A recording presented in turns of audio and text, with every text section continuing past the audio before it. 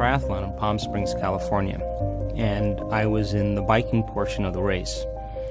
And I was coming up to this intersection, and there were two cyclists that were turning onto another road. And there was a police officer that was standing on the opposite side, and he was pointing at me, and he was telling me to turn and to merge onto this road. And so I was locked in on him, and I wasn't paying attention to the road. And the problem was he had his back to the oncoming traffic. So as I made the turn, a four-wheel drive Bronco going about 55 miles an hour hit me from behind and catapulted me out of my bicycle. And I landed on my lower back and my buttocks. And when you land very hard, the compressive force basically puts a downward pressure on the vertebrae. And the compressive force compressed 6 vertebrae in my spine. The 8th thoracic vertebrae, the 9th thoracic vertebrae, 10, 11, 12, and the first lumbar vertebrae. And when you compress volume like that, the matter has to go somewhere. And in my case, it went back towards my spinal cord. One of the vertebrae, the 8th thoracic vertebrae, was more than 60% collapsed, and the neural arch, where the spinal cord passed through, had broken like a pretzel. So I had multiple compression fractures of my thoracic spine and upper lumbar spine. I had bone fragments on my spinal cord, and I had compression of the cord because of the neural arch being fractured. And so they took me to the hospital, and I had 4 opinions from 4 leading surgeons in Southern California, and the prognosis was I'd probably never walk again, and that I needed a radical surgery called the Harrington rod surgery. And in Harrington rod surgery, they basically cut off the back parts of your vertebrae. They screw in these long stainless steel rods. And by screwing those rods in there, they cantilever and pull the spinal column off the spinal cord, and it opens up a pathway.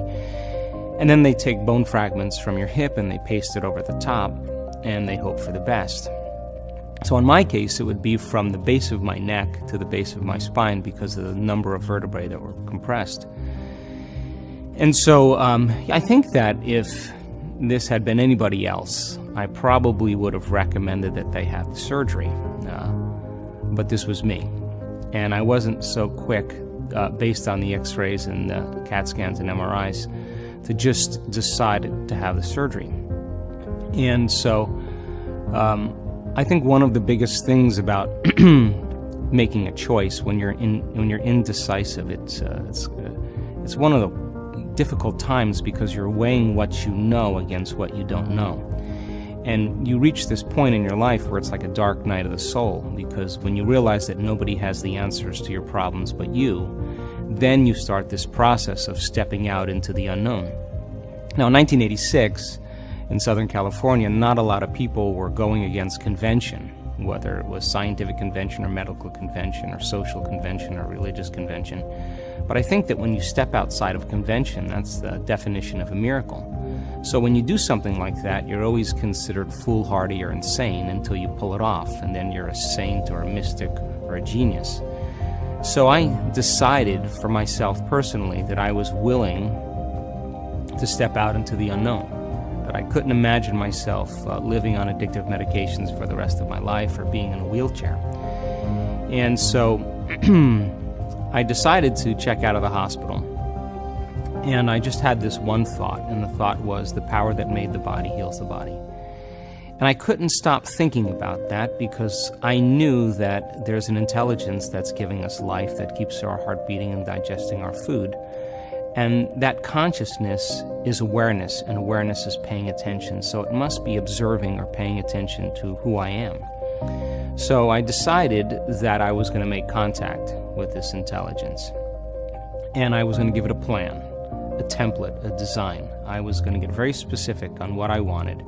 And when I was happy with my creation, I was going to surrender this creation to a greater mind because it knows how to heal way better than I do. And the second thing I said was, I'm not going to let any thought slip by my awareness that I don't want to experience. Now, this sounds really easy from an intellectual standpoint, but I learned very quickly that I couldn't get my mind to do what I wanted it to do. And when we're in crisis, or trauma, like I was, we tend to focus on what we don't want to have happen instead of what we do want to have happen. So out of the infinite potentials that exist for us as human beings, I was selecting the worst case scenario over and over again in my mind and embracing that emotionally and being prepared for that event, because if anything less happened, I would have better chances of survival. And I think when we're in crisis, it's those survival chemicals, those hormones of stress that prepare us for the worst case scenario. So I would start off in my mind reconstructing my spine vertebrae per vertebrae, and then I'd start thinking about living in a wheelchair. And then I'd become aware that I was focusing on what I don't want to have happen instead of what I do want to have happen, and I'd stop and realize that I'd have to start all over. And the reason being was because this intelligence is a presence. And just like when you know someone is present with you, they're paying attention to you, and you know when they're not, and they're distracted. So I reasoned that I had to be completely present with it, and it had to get a very clear signal, a very clear plan. So I would start all over again and start reconstructing my spine, and then I'd start thinking about, should I sell my home, should I sell my practice? And I'd stop again, become conscious, and then I'd get frustrated, and then I'd get impatient, and then I'd get angry, and then it would just get worse.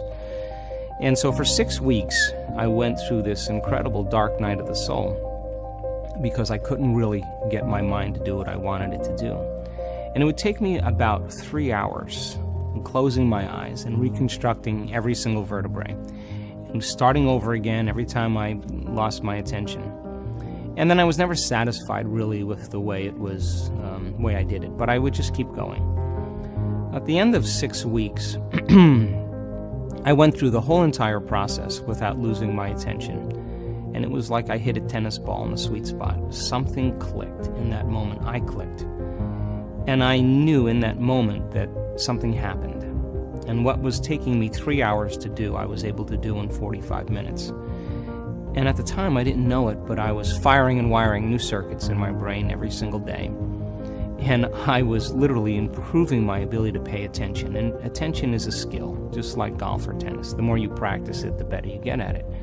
So I wasn't going anywhere. I wasn't doing anything. I was basically laying face down, and I had a lot of time on my hands, so this was the object of my affection.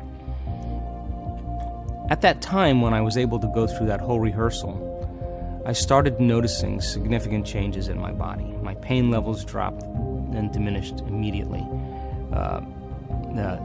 Some of the neurological problems I was having were improving. Numbness, tingling, my motor function started coming back.